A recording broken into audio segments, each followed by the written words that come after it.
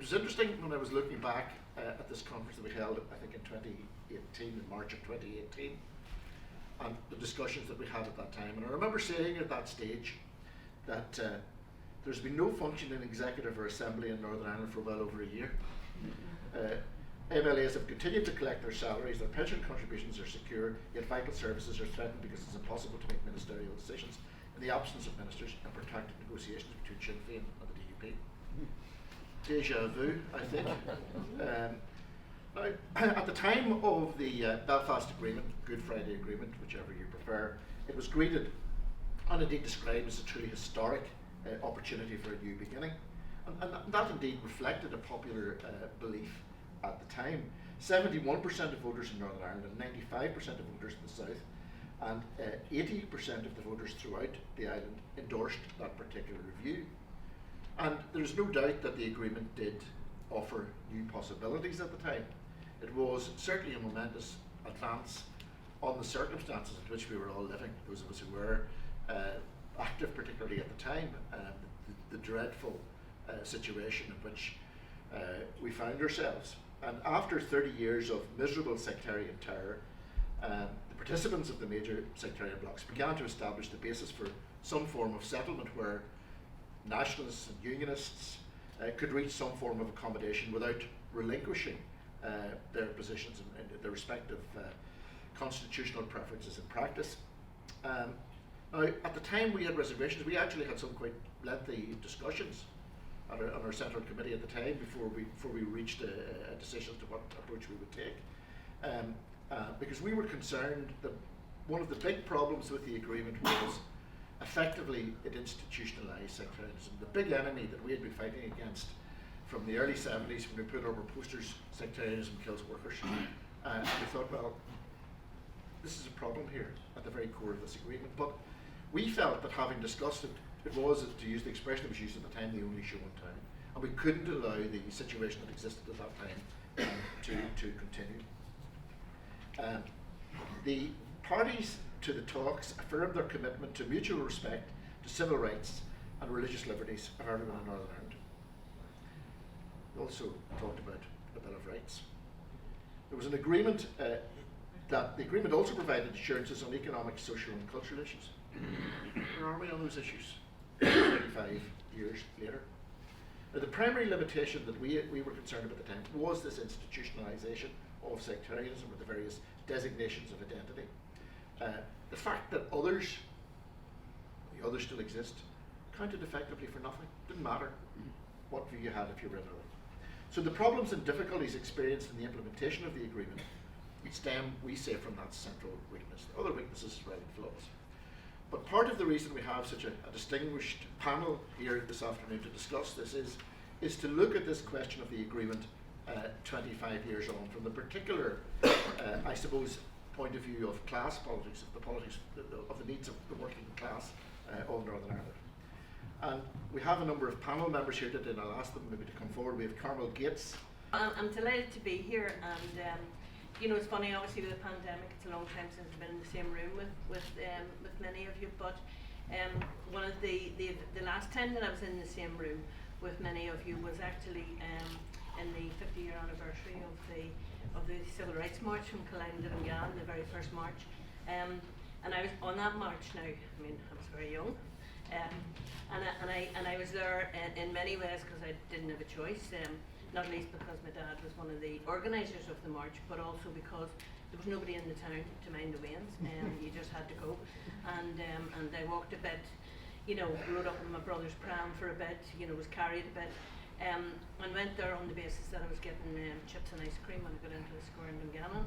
And of course then Paisley blocked the square and we never got the chips and ice cream, and that was my first recollection, first hearing the name, and you know, worried about it ever since. But on the 50th anniversary, I made a point of actually going into the square and having some chips and some ice cream. But anyway, I digress, and I probably used half of my time in that story. But could I just say, I mean, obviously there's the danger is at events like this when you're when you're talking to like-minded people that you kind of repeat a lot of the stuff that's said. And I mean, and Jerry has really dealt with an awful lot of the things that I wanted to talk about. I mean, you mentioned that, you know, the great and the good will celebrate it, and many think that, including the great and the good. Well, actually, when you think about the great and the good, you know, it's the bad, you know, the war criminals of Blair. But they think that they brought about the Good Friday Agreement, and they think that it was because of them it happened. In effect, it happened because workers here and working class people had enough, and they had, in their droves, taken to the streets and basically given their message about what they believed the society that they lived in, and how they wanted to change it. So it was forced by ordinary working class people who had said enough's enough. Now, you know, as Jerry has said, the Good Friday Agreement brought about you know, something at the top which never fixed anything at the bottom, and did institutionalise sectarianism, and the debates that you were having about what your views are were exactly the same debates that we had. But in the end, we agreed we would support it. I agreed I would support it, and I would advocate for a positive vote to give us that space, that breathing space, in the hope, and I think it was a frail hope then, that we could fill the void of sectarianism with class politics, and that we could bring something together, that the breathing space that afforded would allow us to build better politics. Unfortunately, as a society, and with all these years of the Tories, you think to yourself, you know, are we any further on? And certainly workers, a lot of workers here don't feel that they're any further on. Young people, whilst maybe fewer of them are going into the blind valley of Parliament militarism, and that for a lot of young people there is no better or no more of a future to look forward to than then. And unfortunately now we are seeing the ranks of some of the paramilitary swelling again, and that is a damning indictment of the failure of the political parties here. I mean, I'm not going to talk for much longer because I know we only have, which is the biggest community here, the biggest civic society, cross community, 200,000 workers and trade unions, more and more increasing. NIPSA has gone from 40,000 just in the last wee while with the industrial action to 42,000. So we are recruiting members as they see what trade unions are and do. There is definitely a mood for class politics, and there's definitely a mood amongst young people to fight back. So what I believe, and I'll finish on this, Jerry, I've been going on too long, and I was going to say to Lily to wave at me because I know watch on me, when I was talking too long to wave at me and shut me up. But the point I'll finish on is this, and it's in some ways is the crucial point, is we need a party of workers. We need a party which I would hope the Workers' Party would be part of, but we need a broad coming together of socialists, trade unionists, to build something that will give us the alternative, that will fight sectarianism, that will argue against repression and argue against capitalism and argue for class politics. And you know, I went a bit off beam from what I had intended to say, and I know that I've probably spoken too long, but folks, thank you very much indeed for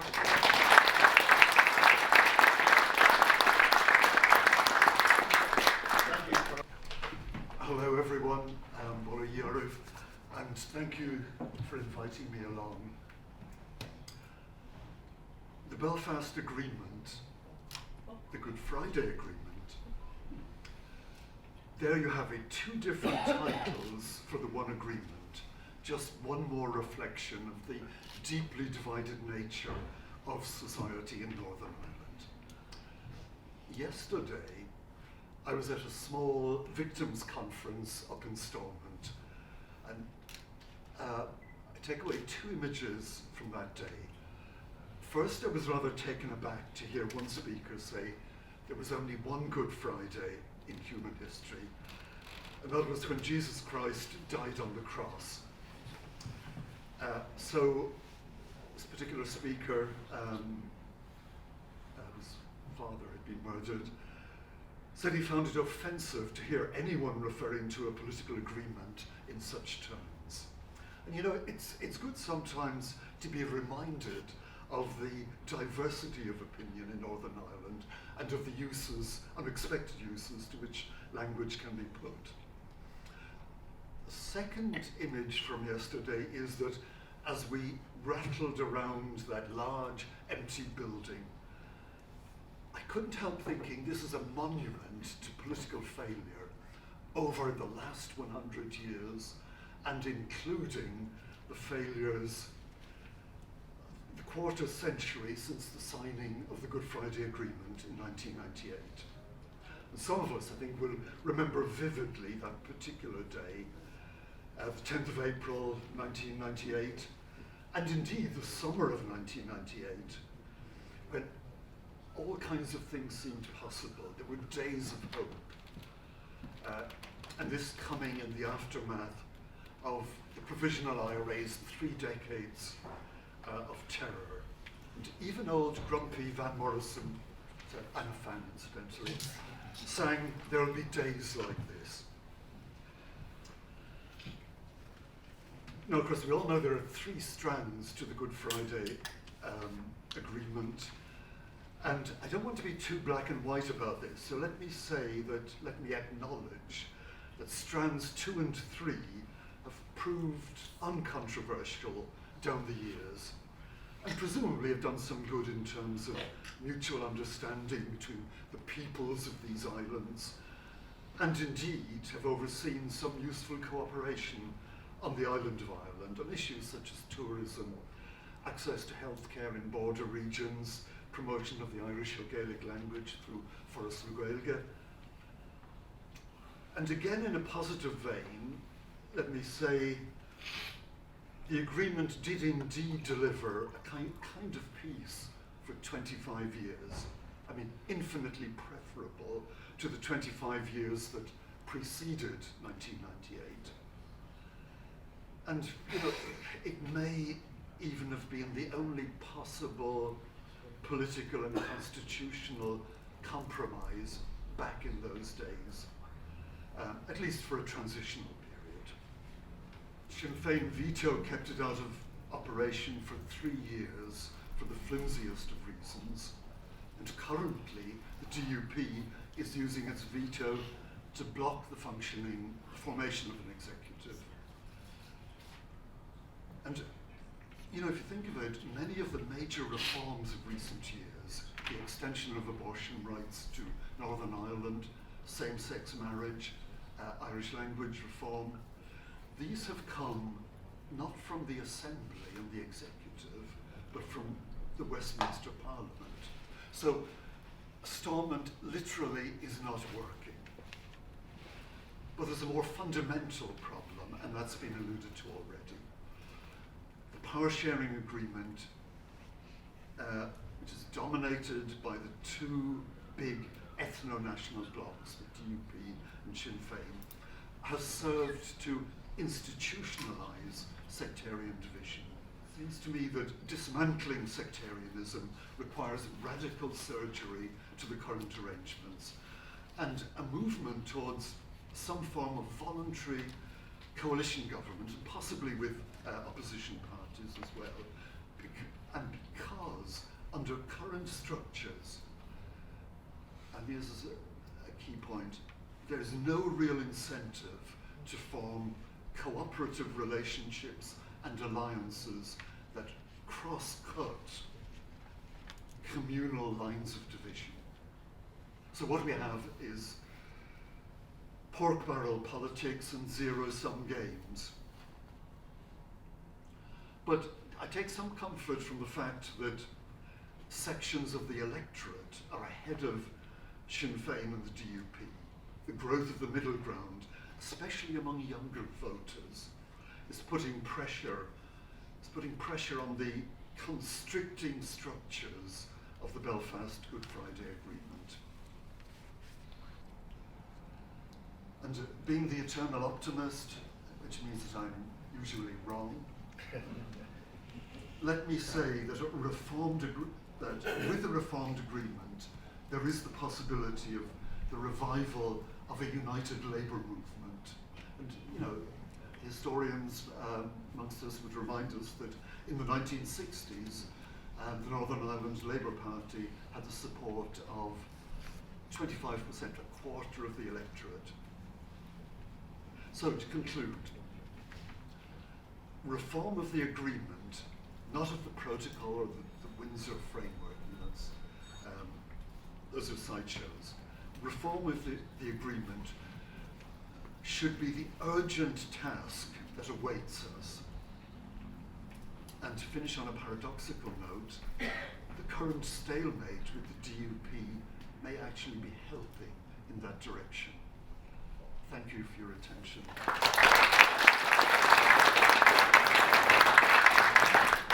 Thanks, Jerry, and thanks very much for inviting me along today.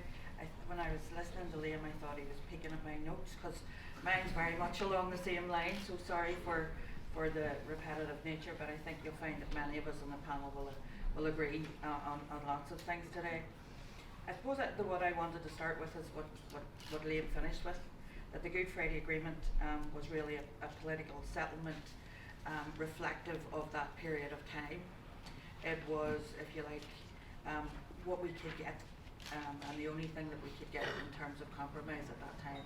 Otherwise, we'd have seen parties walking out of the talks left, right and centre, and we probably wouldn't have got anything. But it always had the opportunity, and it was always envisaged that it would change and that it would evolve, which is why that paragraph about review was written in at the time.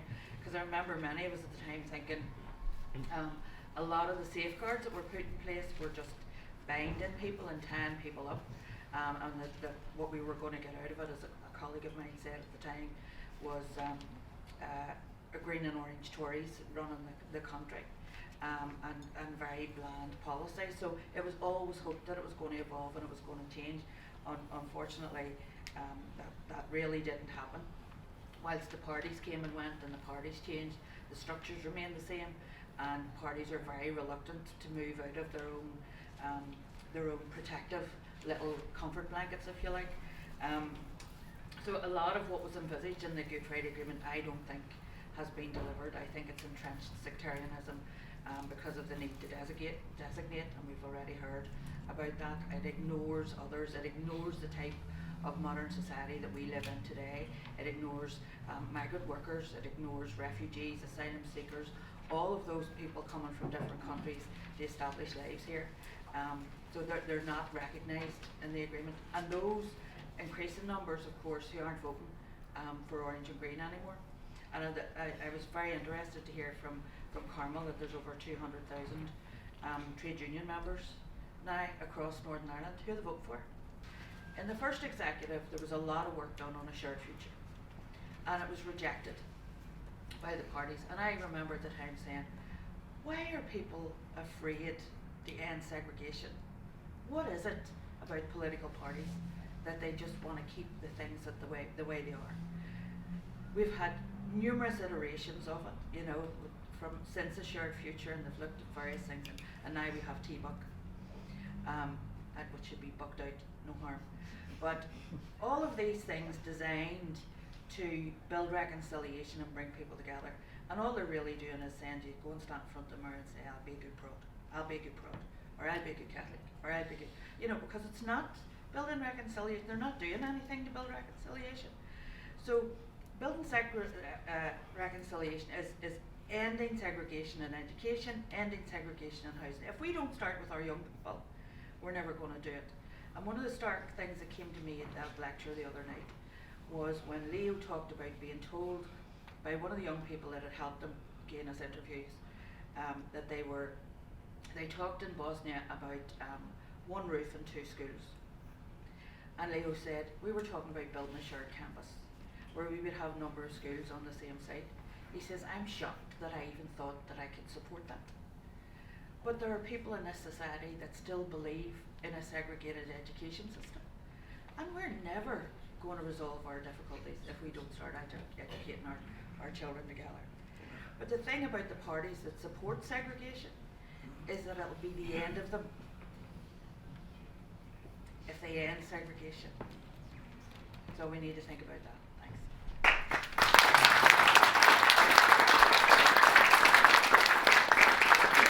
Thank you, Don. Comrades, I'm very pleased to be invited to speak to the Workers' Party conference again. I wrote it down this time because lately I'm getting the habit of being the last speaker or the second last speaker, so it's usually all been said, so I decided to script it and stick to the script. Because if I didn't, I would say very briefly, it's all been said thus far. So let me just start. The Good Friday Agreement, in my view, was a start. It helped prepare the ground for the next stages in moving to a peaceful democratic society. The problem, I believe, lay in the embedding into the agreement of those that were never fully on board. The political extremes of nationalist and unionist politics, they have both inveigled their way into the operations of the agreement with the purpose of using the mechanisms of the agreement to prevent the other side from achieving anything more than them. To me, that's a big fundamental flaw of the Good Friday Agreement. What we have reached now is essentially the stalemate that the Good Friday Agreement has become. And I ask not what the Good Friday Agreement gave us, but what it failed to achieve. It failed to nail down lasting peace. There are both extremities still using force to seek to control their own people, albeit to a much lesser extent, and again that's to be welcomed. It failed to move us to a democratic situation where the politics were away from nationalist unionists to a left-right scenario. It failed to bring in the key players, and it failed to change society. But on a plus note, as with any arrangement, there are always people there to turn an opportunity to their advantage. And in that respect, the Good Friday Agreement gave trade unions the opportunity to influence government, possibly in a disproportionate way.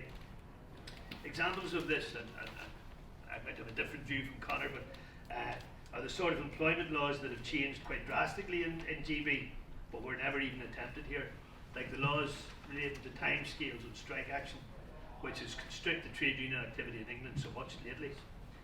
And then we have, how close did we come to Jerry Carroll's trade union bill, missed by one vote, which would have been passed in Assembly, which would have further protected workers. Other pieces of legislation that would not have gone through Westminster were the free car parking in the health service that's aimed to be in by 2024. I don't think we would ever have got that legislation. And other pieces of legislation, like the car parking, like I've said, all of these were because each side was afraid of being ridiculed by the other side, and that would impact on their working class voters. Another note, there are people in the last 25 years that died of natural causes that wouldn't have. And there are those of us in this room that wouldn't be here for the Good Friday Agreement. So we have to look at all aspects of this. And I suppose if this was a school report read out, it'd probably be the last line would say, more effort needed.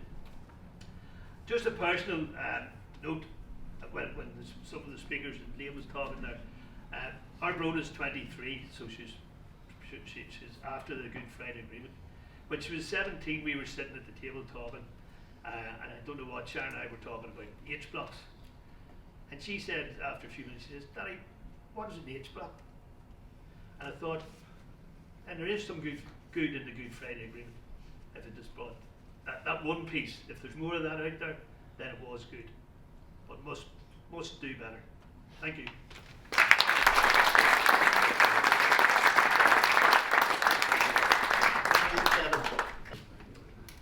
By what yardstick do we measure the success or otherwise of the Good Friday Agreement? I suppose we'd have to answer that by saying, what was it meant to achieve in the first place? And an old friend of ours, Norman Porter, some years ago when we were discussing the same sort of difficulties that we're discussing now in terms of the implementation of the Good Friday Agreement, said that one of the problems about the agreement was that there was differing interpretations of it by the key players. For many nationalists, well, Sinn Féin in particular, would argue that it was never meant to create a stable, prosperous Northern Ireland. That they see it simply in terms of a stepping stone to a united Ireland. And for many unionists, the consent principle basically meant that for as long as there was a 50+1 voting in favour of the union, then the union was secure and nothing else needed to be done. And yet again, last week at the Northern Ireland Affairs Committee, which Q referenced earlier, Lord Paul Bew was giving evidence to that committee. And he rather pessimistically said that very many people, and particularly those in the British and Irish governments, were of the view, even at the time, that the agreement had only one purpose, and that was to stop violence. And he actually said that this was quoted to him, because Bew was one of the advisors to David Trimble at the time during the negotiations. And he quoted, I can't remember the civil servant's name now, but he quoted him at the Northern Ireland Affairs Committee as saying that that was the sole objective for governments, to stop the violence, to ensure that there was no more killing on a scale that we have been experiencing. And I suppose when you think about it, there's a certain amount of truth about that. And some within governments may even point to the 20% or close to 20% of people who are now voting for parties other than unionist or nationalist as proof that in some way they have made some progress. Because they soon learned that if they wanted something out of the governments, all they had to do was to halt any sort of progress that was being made, or to make an issue of their concern the key political question of the day, and have it resolved to their own satisfaction. And that in turn alienated David Trimble, and alienated very many Ulster Unionists, and it sidelined the SDLP. And that's why we have basically ended up with two extremes. Ironically, the two political parties associated with causing, in my view, the euphemistically called troubles in the first place, the Paisleyites and the Provos, both ended up in government together. But Tomas used to say, this is only war by another means.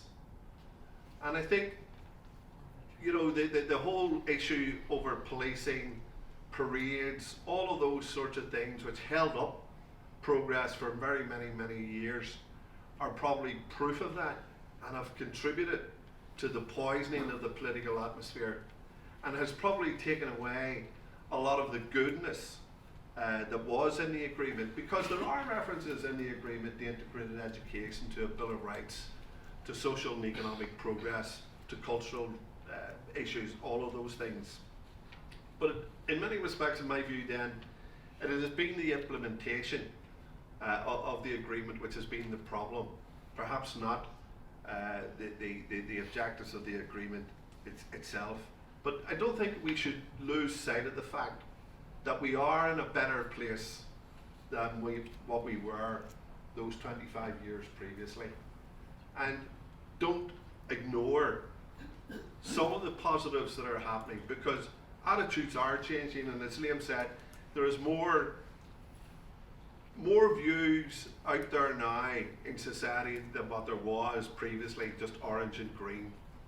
And the point that Kevin said there about his daughter asking, what's a hate plot? There are young people growing up today who are now of voting age, who don't have that sort of experience that very many people sitting in this room here today. We, as political activists of the left, can do enough within our own power, and it is down to us to change that, can do enough within our own power to progress socialist politics. We can't depend on the British or Irish governments to do that for us.